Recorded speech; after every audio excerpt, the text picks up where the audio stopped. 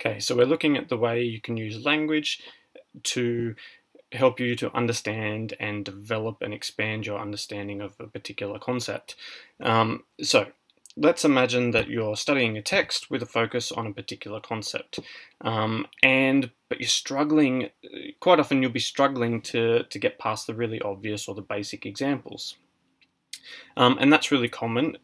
And what I'm going to show you is how to use language to explore new possibilities, basically using the power of language, this idea that language sort of thinks in order to explore new possibilities. Now, I call this little strategy or this little technique a concept equation. And there's a few of them that I'm going to show you in different videos, but this particular one is called an adjective equation. And the purpose of this one is to help you very initially, help you to understand a concept and understand how it applies in particular examples, and how it can be broadened and made more sophisticated. So, pretty simple. You start with or you identify, maybe your teacher identifies a particular concept. So in the example that I'm going to be using is violence.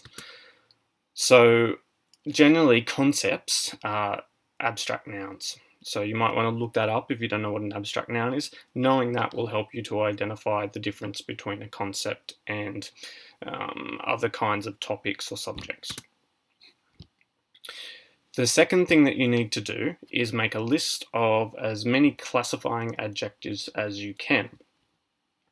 Now you can go onto the internet and look for lists and compile your own lists and reuse lists that you've used before. But what's really important is that you're using what's called a classifying adjective. So to explain that, I'm going to give you a little example. So classifying adjectives can't, so emphasizing the fact that they can't take a modifying adverb. For example, a modifying adverb, one example is very.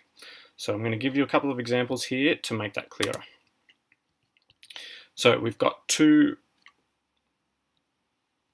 concepts, and both of them have a modifying adverb in front of them. The first one is very large, and the second one is very vegetarian. So you'll see that, or you won't even need to see, it kind of makes sense pretty simply that very works for large. You can have something that's very large. So that means that large isn't really a classifying adjective. The second example, very vegetarian. Okay, you can't really have very vegetarian because something is either vegetarian or it's not vegetarian. There's no in between. To have in between would mean that there would be a little bit of meat, and that would mean it's no longer vegetarian. So you can't use the adverb very in front of vegetarian. So that means that vegetarian is a classifying adjective. So it's something that we can use for these kinds of concept equations. So moving right along. Once you've got your list, you need to apply that list to each of your adjectives. Now, probably the most important part of this whole process is your attitude. It's really important that you do not test and dismiss these different combinations and decide that one or another is or isn't working. If you do that, you're actually none of them will work. You have to assume that all the combinations are possible. And then the next step from there is to work out why it's possible. So you assume that all of them are possible, and then you work out why it's possible. You can't dismiss any of them as being wrong. And so this is pretty much where language does the thinking for you, because basically because of the way the English language works, all of these combinations are possible combinations. So as you're then going through each of these examples, what you want to be doing is explaining what would count as an example of that. So find like a real world example of the way that that particular concept works. The next step, of course, is where you apply it to the text that you're studying. So I'm going to go through an example of the way this works for you, so that you can get your head around sort of practicing and that kind of thing, and then you can go away and do some of your own. So you'll see that I've got a list of adjectives, and I've got my concept, which is violence.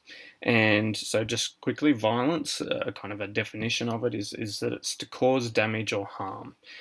So the first one you see there is physical violence. So that's an easy one, okay, because it's literal.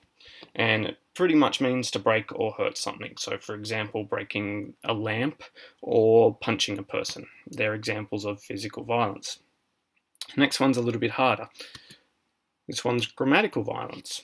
Okay, so grammatical violence could be a sentence that confuses people because of the way the words are arranged in that sentence. It could also be another example of grammatical violence could be an insult or abuse or even some kind of an unreasonable demand, because they're all sort of using grammar in some way to cause damage or to cause harm. The next one is numerical violence. Okay, so one really simple example is whenever statistics are used deceptively to convince people of some particular viewpoint that isn't particularly correct. It's also whenever something in a large volume causes damage. So, for example, a flood or a plague. Okay, that's because of the numbers that are involved.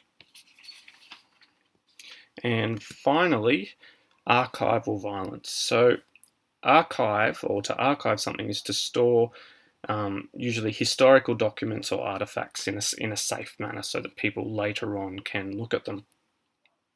So some examples of archival violence are misrepresenting the facts using archival information. So for example, whenever someone is what's called rewriting history, which is something that we see a lot with that, or it's that idea of the phrase that the winner of any particular war writes the history, or the history is written by the winner. It could also be to causing damage to archives, so either literally, so through vandalism like a fire, or by some way corrupting the information. So something as simple as switching the name tags on two different artifacts is going to completely corrupt that information, and therefore that's causing damage to that archive. So hopefully you can now have a go at using an adjective equation to expand your understanding of a particular concept. Obviously then, the next step is to apply it to the text. Now, given that not every text deals with every single concept, the ones that you come up with in a list like this, they're not all going to work for your particular text. But hopefully what you've noticed is that when you've got that right attitude, you can quite often find an example that you may have dismissed earlier.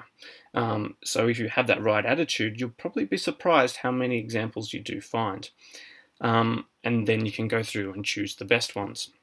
You'll also find that your examples, the more you do this, the more your examples will become more sophisticated, because you're getting better at thinking conceptually.